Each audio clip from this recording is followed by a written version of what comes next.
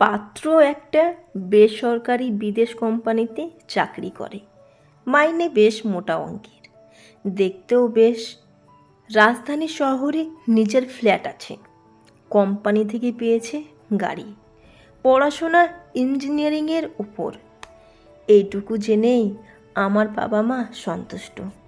তারা নিজেরাও তো রাজি, আবার আমাকেও রাজি করানোর জন্য চলছে তোড়জোড়।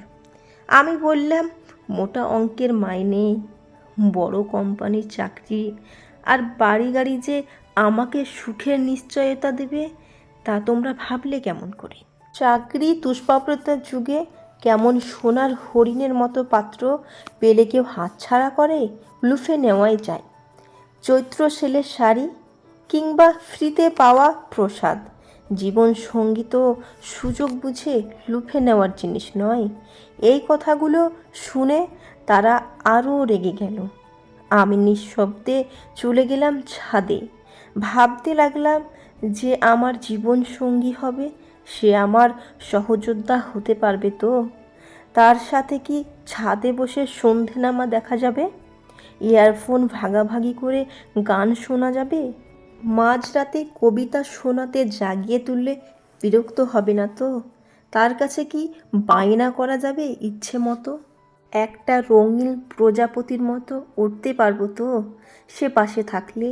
কারো হাত ধরার আগে কত কিছু ভাবি আমি, কত কিছু ভাবতে হয়।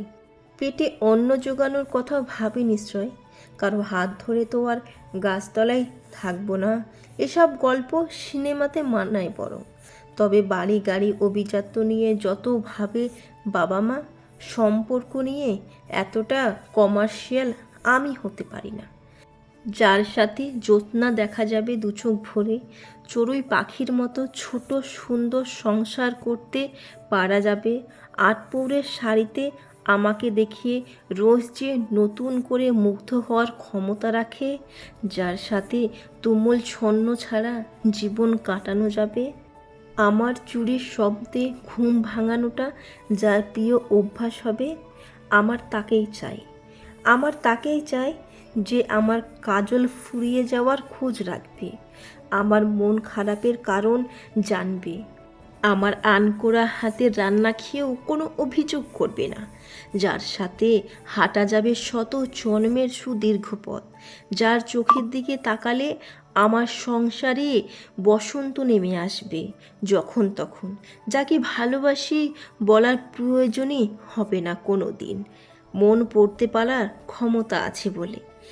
পাত্র হিসেবে সমাজে চোখে সে যেমনই হোক না কেন, আমার নিজের মানুষ হিসেবে তার চেয়ে সুন্দর মানুষ হবে না কেউ।